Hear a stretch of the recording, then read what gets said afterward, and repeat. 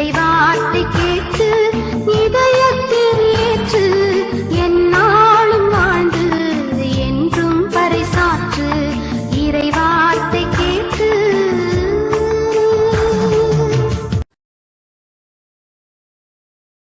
இயேசு கிறிஸ்துக்குள் பிரியமானவர்களே, அருமை ஆண்டவர் இயேசு கிறிஸ்துவின் பரிசுத்தமுள்ள திருப்பெயரிலே நல்வாழ்த்துக்கள். த வாய்ஸ் ஆஃப் காட், தெய்வத்தின் குரல் ஒளி. தெய்வத்தின் குரல் ஒளி வாழ்வொளிக்கும் குரல் ஒளி, விடுதலை அளிக்கின்ற குரல் ஒளி, நல்வாழ்வுக்கு வழிநடத்துகின்ற குரல் ஒளி. அந்த குரல் ஒளியை கேட்க நம்மை ஒப்புக்கெடுக்கலாம்.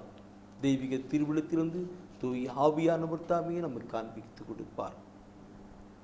The Holy Spirit of Jesus.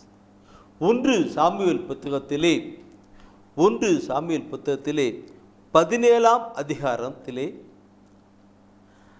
50வது வசனத்தை தூய ஆவியானவர் காண்பிக்கிறார். 50வது வசனத்தை தூய ஆவியானவர் காண்பிக்கிறார். தாவீது கையில் வாளேதும் இன்றி கவனும் கல்லும் கொண்டு பெலிஸ்தியன் மீது வெற்றி கொண்டு அவனை வீழ்த்தி கொன்றார். பாருங்கள், இந்த வார்த்தை நம்முடைய ஒவ்வொரு உள்ளத்தையும் தொட்டு கடக்கணும். எல்லா மக்களும், இஸ்ரேல் அரசன் மற்றும் போர் வீரர்கள், அந்த எல்லாருமே பயந்து ஒதுங்கி இருக்கிறாங்க. அந்த கோலியாத்தை பார்த்து பயந்து ஒதுங்கிட்டு இருக்கிறாங்க. ஆனால் தாவீது மாத்திரம் அங்கே கடந்து போயிட்டு அவனை அடித்து பெருக்கிறதை கேட்டிருக்கிறோம், படித்திருக்கிறோம் இல்லையா? அது எப்படி? மற்றவர்களுக்குள்ளாக ஆவியானவர் இல்லை, ஆனால் தாவீதுக்குள்ளாக கடவுளுடைய ஆவியின் அபிஷேகம் இருந்தது. அந்த ஆவியின் அபிஷேகம் இருந்தனாலே தாவீது அந்த கோலியாத்தை அடித்து நிற்கினான். அந்த 47ஆம் வசனம் அப்படி படிக்கிற போது சொல்லப்பட்டிருக்கும், நீயோ போர் வேலையும் அதையும் கொண்டு வந்து கொண்டிருக்கிறாய், நானும் ஆண்டுடைய பெயரால் வருகிறேன் சொன்னார். ஆண்டுடைய பெயரால் வருகிறேன், 44 ஆண்டுடைய பெயரால் வருகிறேன் சொன்னார். என் அன்பானவர்களே, இந்த நாளிலே நமக்கு எதிராக நிறைய காரியங்கள் இருக்கலாம். ஆனாலும் இயேசுடைய பெயரால் தூய ஆவிலே நாம் கடந்து போகிற பொழுது வெற்றித்தான், வெற்றின் காரியங்கள் தான். அதனால்தான் இந்த கருத்தையின் தூய ஆவியானவர் இந்த நாளில் நமக்கு காண்பித்து கொடுக்கிறார். என் அன்பார்களே, கடவுளுடைய வாக்கு இது. நாம் திருப்பாடலை பார்க்கும் பொழுது 138 8வது வசனத்திலும், அதே ரோமர் புத்தகத்திலே 4ஆம் அதிகாரத்தில் 20 வசனம் வைக்கிற பொழுது ஆபிரகாம் கடவுளுடைய வார்த்தையை அப்படியே நம்பினார். அந்த வார்த்தையை நம்பி கடந்து போனதுனால வாக்களிக்க செய்தவர் வல்லவர் என்று அவர் நம்பினாலே அவர் கடந்து போகிறார். நான் இதை நினைக்கிற பொழுது நான் நிறைய கருத்துக்களை சொல்லணும். தூய நடத்துகிறது தான்.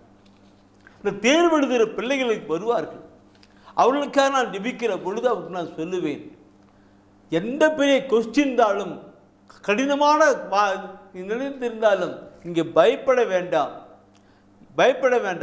நீங்கள் தூய ஆவியில் நிறைந்து ஜெபிச்சு கடந்து போங்க. அவர் உங்களுக்கு என்னென்ன கருத்துக்களை எடுத்து கொடுப்பாரோ அதை எடுத்து நீ படித்து கடந்து போங்க. வெற்றி கடந்து வரும் சொல்லுங்க.